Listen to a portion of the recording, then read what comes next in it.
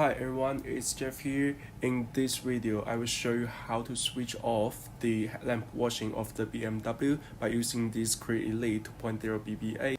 To put it simply, we use the BMW Diagnostic software of this tool and its coding and personalization menu to get access to the car access system.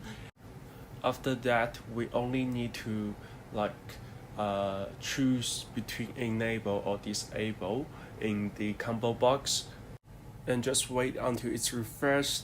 The headlamp washing is changed. Now please watch the operation process.